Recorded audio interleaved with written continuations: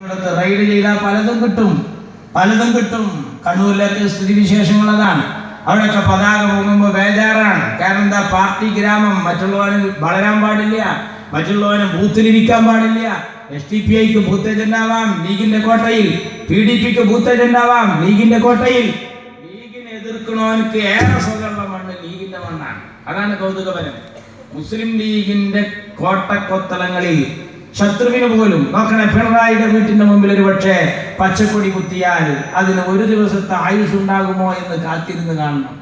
എന്നാൽ ആറ്റപ്പൂത്തങ്ങളുടെ വീടിന്റെ മുന്നിൽ CPIMന്റെ ബ്രാഞ്ച് കമ്മിറ്റി ഓഫീസും ചെങ്കൊടിയും പാറുന്ന കാഴ്ച പാണക്കാട്ട് പോയവരോട് ഞാൻ പറയണോ? അതാണ് വ്യത്യാസം. നമ്മളെല്ലാവരെയും മാനിക്കുക, ശത്രുവിനെ പോലും സ്നേഹിക്കുക, ജനങ്ങൾക്ക് ഉപകാരം ചെയ്യാം. ബൈത്തുറഹ്മ, ഓണക്കോടി, CH സെന്റർ, ഡയാലിസിസ് സെന്റർ, മംഗല്യമേള, കുട്ടികളെ ദത്തെടുക്കുക.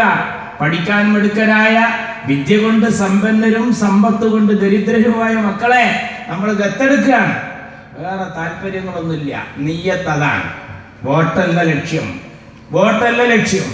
മറ്റുള്ളവർക്ക് പോലും ഗുണം ചെയ്യാൻ. ലീഗ് എന്താ ഈ നാട്ടിൽ ചെയ്തത് എന്ന് ബോർഡ് വെക്കുന്നോടത്ത് വരെ ഇരുട്ടത്ത് ആ ബോർഡ് കാണാൻ ഹൈമാസ് ലൈറ്റ് വെച്ച് കൊടുക്കുന്ന പാർട്ടിയാണ് ലീഗ്. അറിയോ? ആ ഇരുട്ടത്ത് പോയിട്ടുണ്ട്, അത് വായിക്കണ്ട എന്ന് കരുതിയിട്ട് നമ്മളെ ഹൈമാസ് ലൈറ്റിന്റെ താഴെയാണ് ഇവരെ ബോർഡ്. ലീഗ് എന്ത് ചെയ്തെന്ന് കൺകുളിർക്ക് അത് വായിക്കാനുള്ള ലൈറ്റെങ്കിലും ലീഗ് ചെയ്തു എന്ന് ഈ പൊട്ടത് കുഴിച്ചിടുമ്പോൾ മനസ്സിലാക്കണ്ടേ. അതിന്റെ താഴെ വന്നിട്ട് ലീഗ് എന്ത് ചെയ്തു എന്നുള്ള ബോർഡാ വെക്കുന്നത്. നമ്മൾ ആലോചിച്ച് നോക്കണം. നമ്മൾ ചെയ്യുന്ന നന്മ എന്നുള്ളത് മറ്റൊന്നുമല്ല. നമുക്ക് ഈ നാടിൽ സമാധാന അന്തരീക്ഷം വേണം. സമാധാനമുള്ള ഭൂമിയിലെ കച്ചവടം ഉണ്ടാവും. സമാധാനമുള്ള ഭൂമിയിലെ രാത്രി മദ്രസ ഉണ്ടാവും.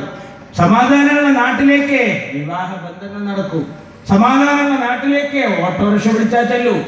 പുണ്യാലിന്റെ സ്ഥിതി അതല്ല.